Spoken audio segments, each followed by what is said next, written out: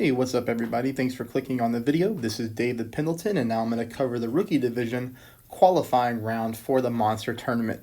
You see a -19 here. I did pick up quite a few hole-in-ones on hole number 2 that I'm going to show you.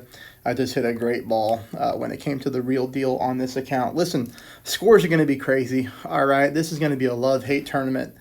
-19 is good, but just check out a couple of these brackets. Like, look at this. -18s all the way down to 16s. You can see here my other rookie account. I missed quite a few shots. That's why I made them on my other account, because I was able to make the minor tweaks. But -16 may not even qualify, so I might have to try again tomorrow. So be prepared, take good notes, and let's get this thing started on hole number 1. Hole number 1 gives us a good chance to pick up a hole-in-one on a par 4. Done it in the past. Super close here. I've actually done it on this wind angle, so you know I've got a good line for it. And you're going to see here what we're going to do as far as the spin goes. We're going to go, you know, what's that, about 0.4 bars a side spin to the left, maybe 0.3. And you see there just a sliver of top spin, okay, just an itty bitty amount. Then I'm looking for my ball guideline to be like this. We're doing a rough bump with our extra mile. You can kind of see like what green square I'm aiming on right here.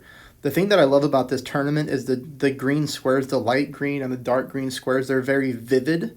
So we're going to have some very good reference points to go off of. Some of the courses, you know, it's very difficult to see. They get grainy or they're super light and distorted. But on this course, really, really nice. So you see here, we just go for the rough bump. Ooh. We get close.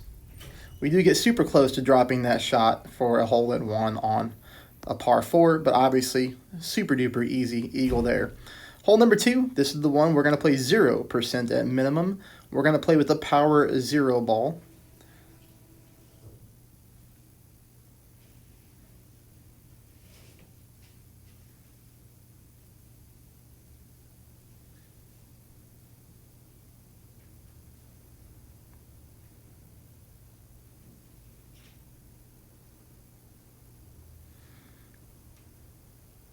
I don't know what happened there. I think I lost my audio for a second, but I think I got it figured out.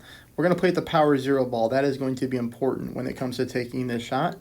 You can see here we have a nice hole-in-one. So let's talk about this for a second since I've got my audio back.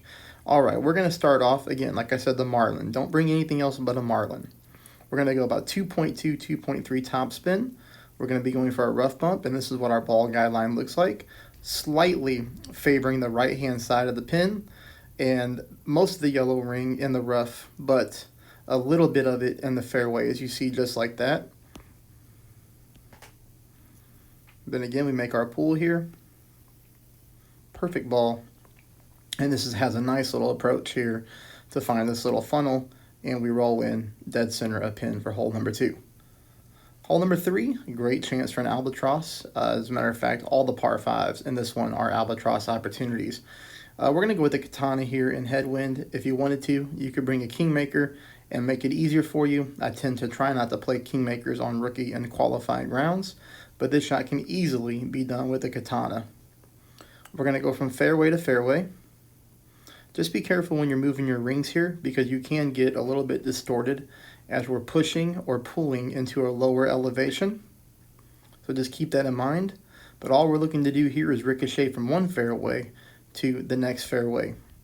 Nice little safe drive, bringing us here for, like I said, a chance at that hole-in-one, or the albatross. My goodness, I can't talk today. All right, you're going to see here we're going to go 1 bar top spin, combined with 2 bars of side spin to the right, and we're playing a rough bump here. Kind of look at my setup point. It's important that the ball guideline goes through the hole. Since we are dealing with headwind here, through the hole will be important.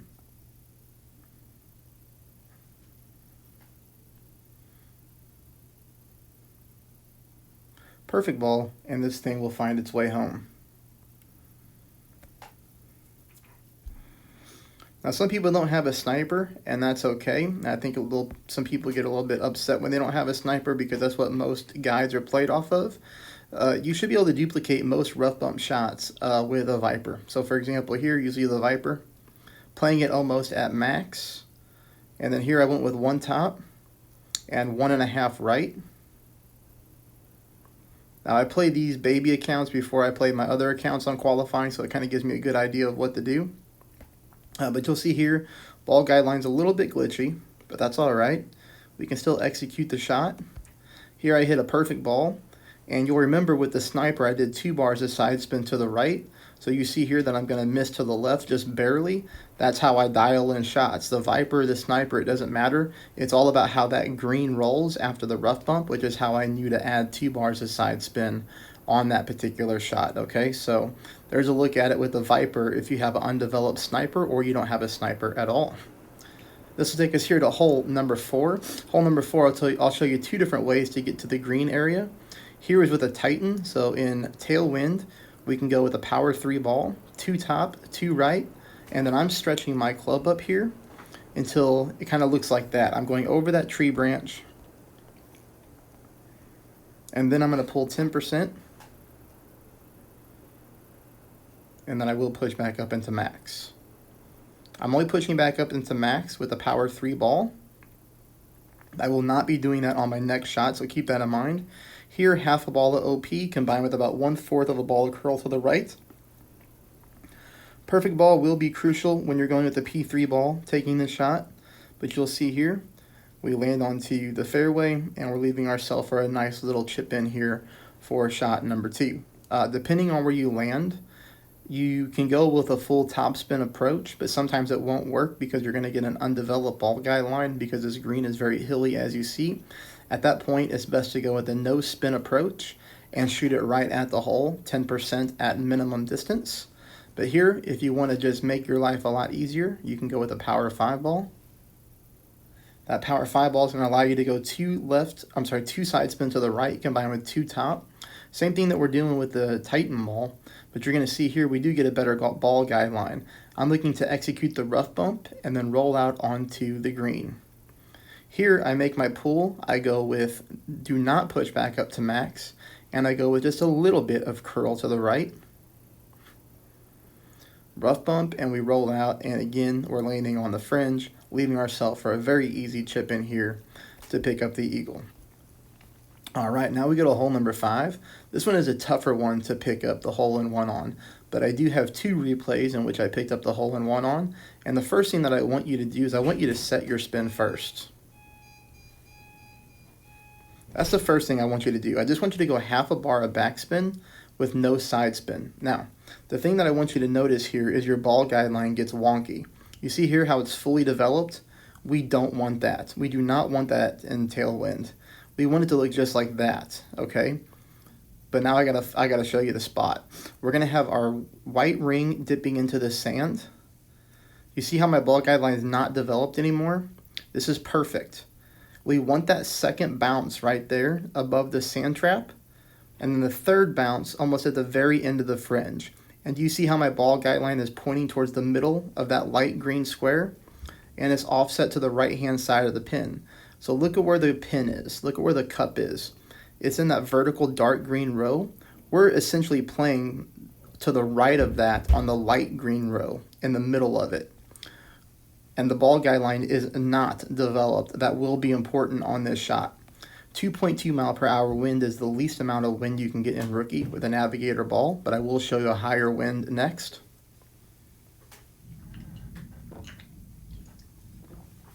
You see we get a beautiful roll here into the cup. Now we're going to go with 3.3. This is 1.1 mile per hour higher than the last one. Set your spin first, half a bar backspin, then find the spot.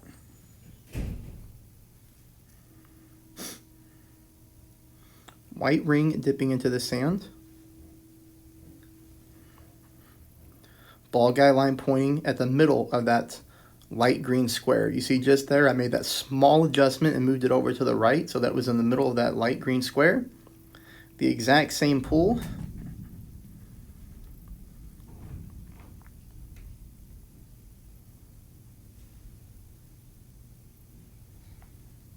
And then same result here.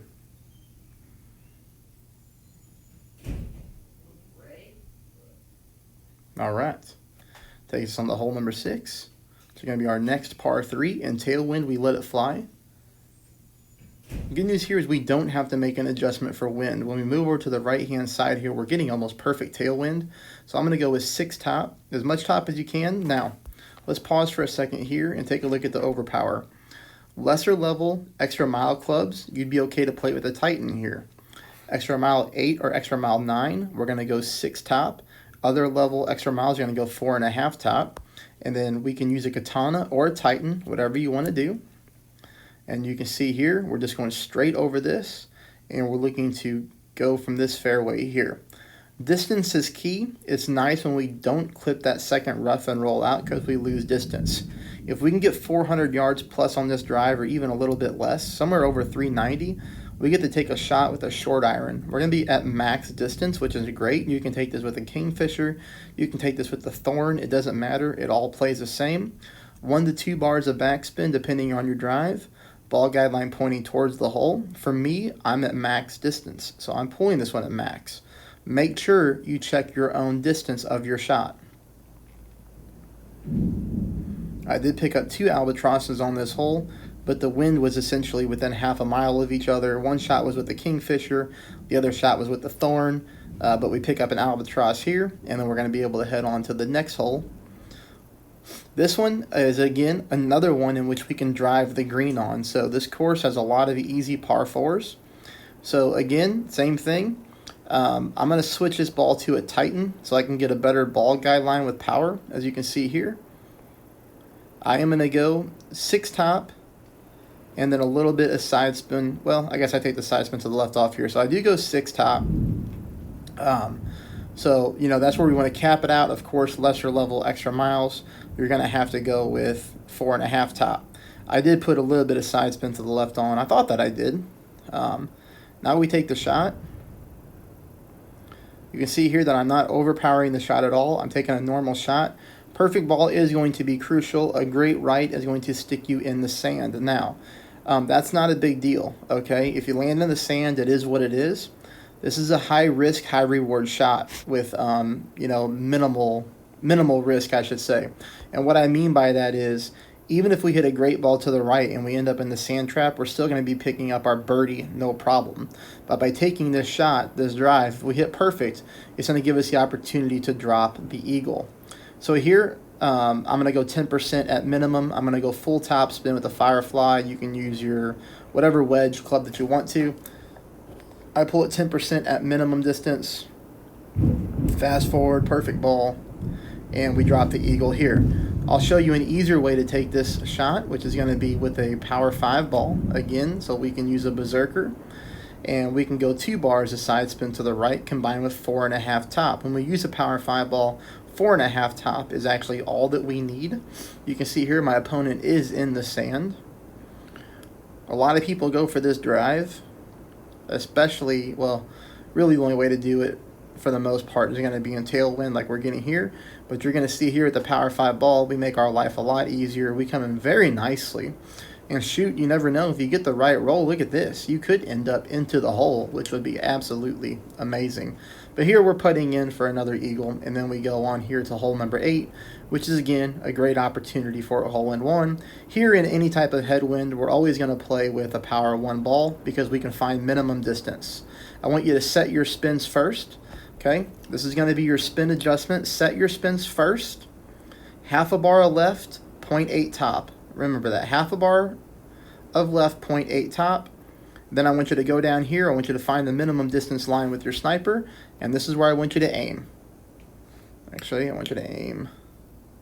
Let's get a good angle at this. There we go. Okay. Notice how the end of my ball guideline is going through the bottom left-hand corner of that light green square, leaving it short of pin. This is what we want to do. Yes, even in headwind, we do have to leave it just a little bit short of pin here as we get a nice roll on this green. The green rolls a little bit fast.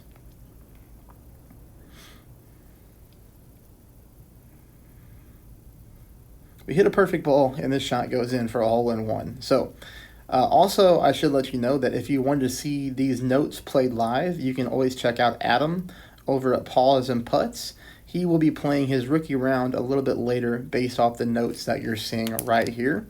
And we wish him the best of luck too. So please subscribe to his channel. He's a great guy. He's helped me out a lot along the way when it comes to streaming and getting home equipment set up. So please check him out if you want to see my notes being played. Again, Adam over at Paws and Putts. Hole number 9 gives us a great opportunity for an albatross again.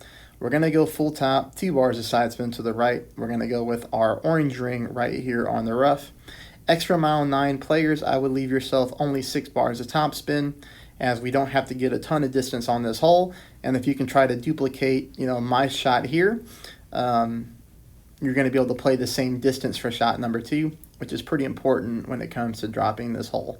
Overall, this is going to be a very easy drive. Shot number 2, you're going to see me play this 10% at mid, which is basically 1-to-1 almost. I'm going to go 4 back, 1 bar of side spin to the left. The thing that I know about this is it is perfect speed. All right, it does look like this green is going to roll from right to left. You're going to see me miss this one just barely to the left-hand side. What I suggest you do is either try to play this 10% at max, or go ahead and play it the exact same way that I did, 10% at mid, but I would go ahead and start to offset this shot by about a half a green square to the right-hand side, because you're going to see here that's how I miss it. I miss it by not even half a square. So I think half a square to the right-hand side offset would be key. Hey, I hope you appreciate the video. I hope it helps out. If you're not a subscriber, please subscribe. That would be awesome. Secondly, please hit the thumbs up button before you leave. And third, remember, if you want to see these shots played in a live format, Adam over at Paws and Putts will be playing this later on. All right, everybody, have a great day.